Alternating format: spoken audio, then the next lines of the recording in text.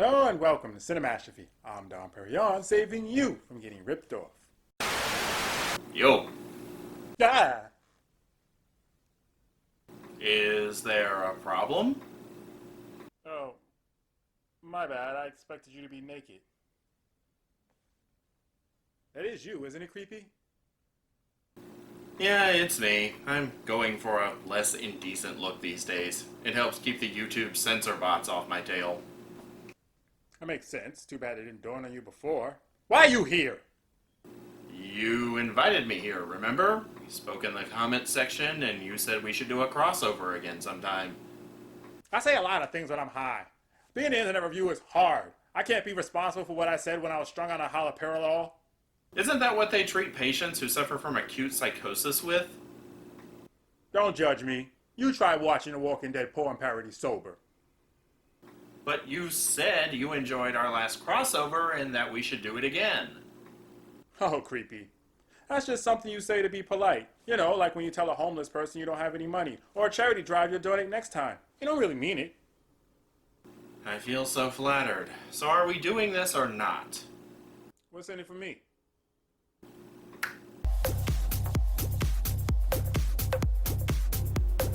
Hey! Bring her back! Only if you agree to do a review with me. Fine. What are we watching? You're sure you want me to take the reins with this? I mean, this is your channel, and you might not like... Stop! I'm positive. I've sat through some of the worst that Hollywood and their knockoffs have had to offer. Nothing surprises me anymore. Surprise! Except that. Where the fuck does it keep coming from? Alright then. Submitted for your edutainment, we now present Jeff Stryker in Stryker Force. Jeff who now? Stryker, a porn star from the 80s. He's one of the very few actors who had some measure of a career outside the industry, starting as a male stripper and balloonogram deliverer. Da-da-da-da-da. I am your singing telegram. No, balloonogram. Shortly after that, he tried his hand at foreign and mainstream films, and according to IMDb, even did some voice acting for Trigun's English dubbing during the late 90s. The movie itself was produced and released by Huge Video way back in 1987 during the decade of decadence, and directed by Matt Sterling. Oh, I see. Whew! For a second there, I thought we were going to watch something truly horrible. All bets are off!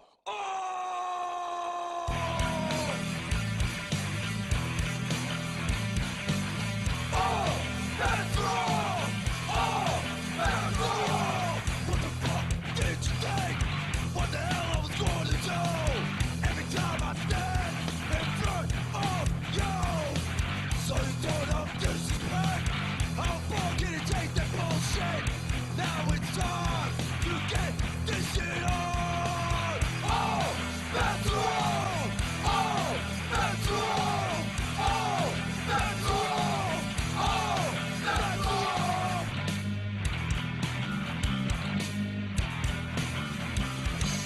All bets are off!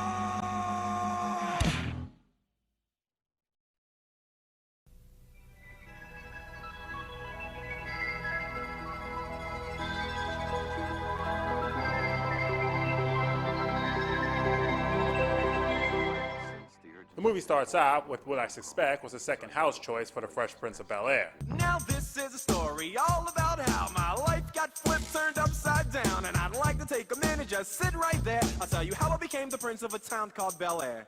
In any case, Jeff Stryker's character, appropriately named Jeff to make it easy for the audience, I assume, receives a phone call from his rich Uncle Joe.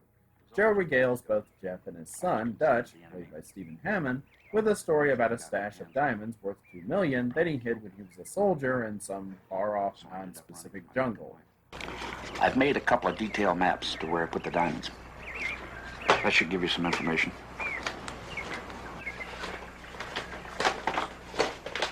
It's not going to be any fucking picnic. No, but judging by the design of those maps, it'll be a wonderful afternoon at the Easter egg hunt, and that's assuming he didn't rip the maps off the back of a box of Captain Crunch.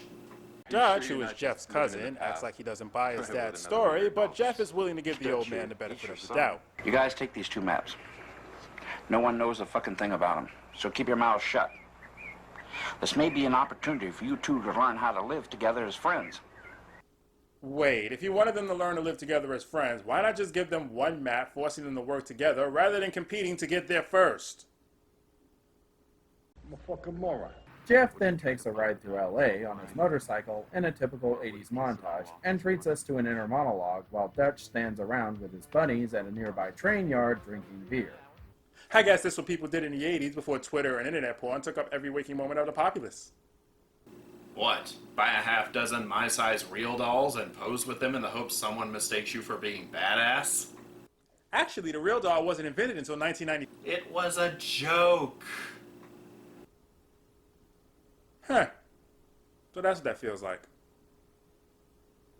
Dutch spots 2 guys trying to sneak into one of the nearby trains. This prompts him to strip for the camera, then do a line walk with the rest of the Ken doll posse. Except the cameraman keeps going back to Jeff on his motorcycle to, I guess, confirm that Jeff is on his way there?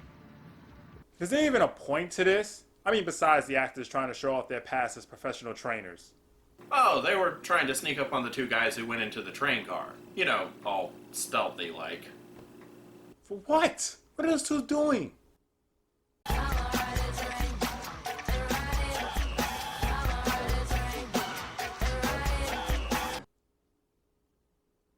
Please tell me there's a logical explanation for what I'm seeing. Well, they're sort of a couple. I mean, it was the 80s, and things are a little muddled there. Oh, and Dutch is about to commit a hate crime. Oh, okay then. Not that a hate crime is okay, I'm just that I get it. Not that I get a hate crime, I'm just saying that I'm just gonna shut up now. Good call. Before Dutch can do something that would most likely get him sent to the big house, Jeff arrives and, feeling he would make the better inmate, proceeds to kick their ass in slow motion.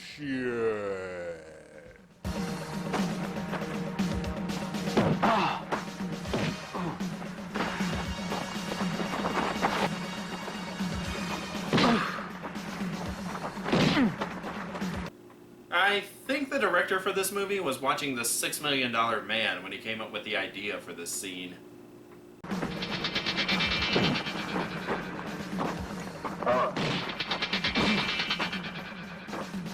Because my viewers are really going to get that reference.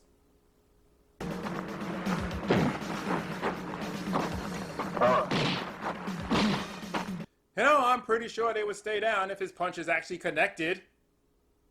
Maybe his punches are so hard that the shockwave caused by them is strong enough to knock them down? Or maybe the choreography's so bad they keep losing their equilibrium. Look out! He's got a letter opener!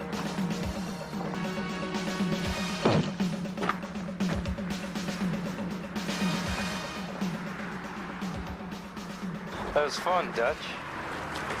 So did getting kicked in the hand knock the guy unconscious?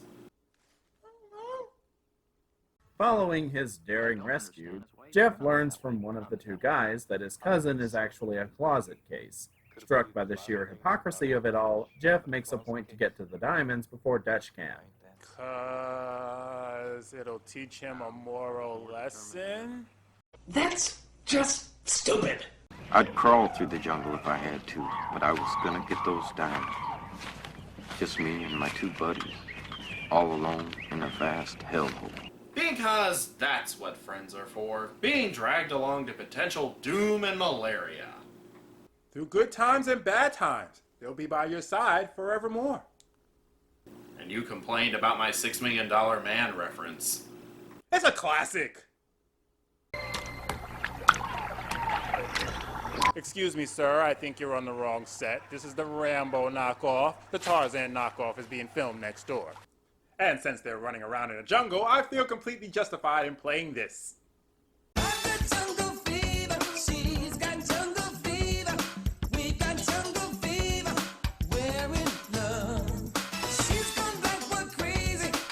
thought you were going to play Welcome to the Jungle. I want to play that. Because they're in a jungle. Welcome to the jungle. I don't get it. Having left behind the rest of the real doll brigade in the big city, Fetch takes a break from the heat in a clearing with his sole companion. This leads to the two of them undergoing the traditional male bonding experience. God, I didn't know it'd get this hot. Tell me about it. Heat doesn't get you, the snakes will.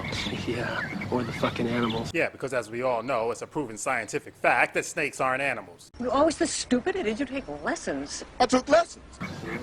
I'm an animal, or so I've been told. Yeah? Well, so am I. Oh, yeah? Prove it.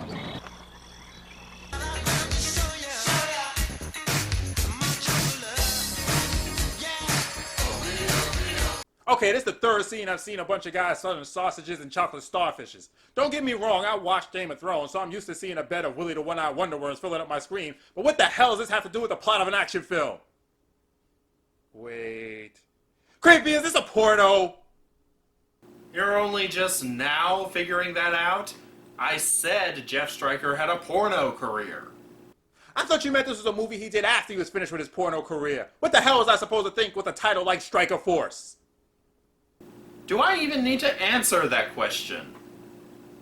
Anyway, while Mobley is watching the two have passionate man sex in the woods, Jeff's team keeps heading towards the big money. Then, as a storm brews overhead, one of Jeff's men takes a bad fall into a sinkhole. Faced with a bruised knee and the possibility of a downpour, the trio seek refuge at a conveniently placed hut that someone apparently built for just such an occasion.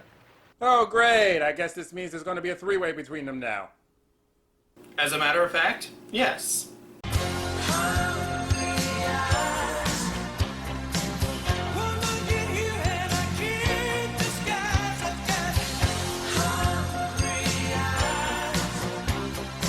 You did say nothing surprised you anymore. Surprise! Except that.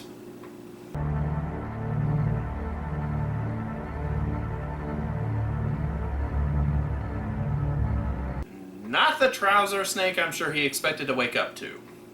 Oh no, a non-poisonous snake is moving far away from him. What dramatic stuff. Elsewhere, Tweedledee and Tweedledum have a run-in with a quicksand pit. I can't reach it! Throw it away! Let me try this gun. They're the same fucking gun! Look up idiot in the dictionary. You know what you'll find? Picture me? No! The definition of the word idiot, which you fucking are. This puts them behind in the race, despite Jeff's teammate being injured. Though he really doesn't act like it. Meaning the director likely forgot to tell him that he was supposed to be limping. But then again, maybe the threesome earlier was part of some tantric sex healing ritual. Oh, right. I forgot about this guy. Why the fuck is he here? Reaching the spot marked on the special Lucky Charms map, Jeff and his team are all set to do their victory dance together, maybe even with their clothes on this time, when...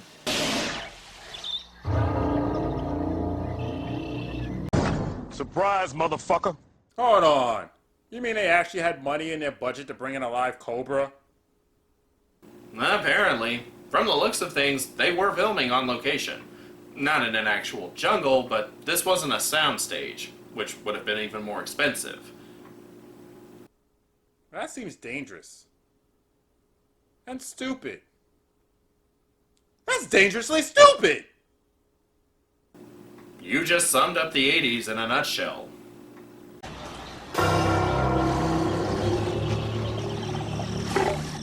Don't anybody move.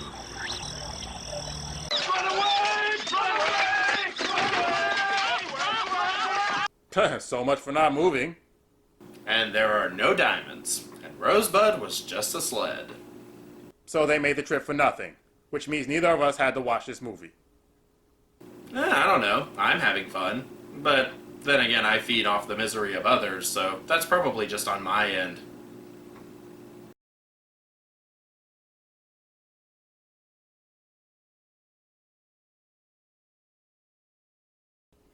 You're despicable. The movie ends with Jeff making peace with Dutch, who finally comes out of the closet. Jeff later gets a letter from Dutch revealing that he found the diamonds somewhere, and has a check sent to him for half the money. I think you skipped over a sex scene between Jeff and... Don't give a fuck, this movie sucks! The story made no sense, the acting was terrible, the choreography atrocious, and the dialogue was unbearable, even for an 80s film. I'd rather sit through a political debate between Pikachu and Bulbasaur than hear these guys recite these awful lines again. Yeah, this movie feels like a bargain bin ripoff of a cheesy 80s action flick, but I think that's why I love it so much. If you like bad 80s films and don't mind so much well-oiled man-flesh, you might want to give this one a shot. Of course, the final verdict rests on whether or not you feel comfortable watching a movie that has a whole lot of man-splacking going on in it.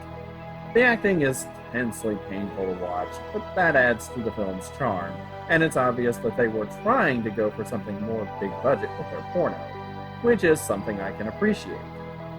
Well, you can keep it. If I want to get overloaded by homoeroticism and shirtless muscle physique, I'll just watch 300 again, thank you very much.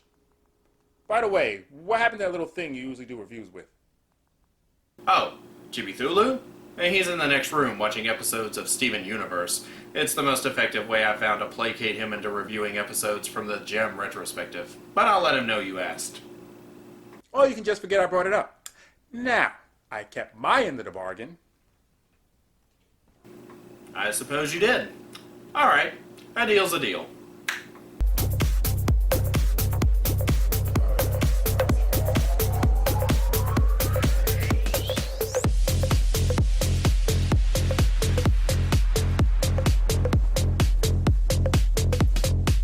Let's make this a party.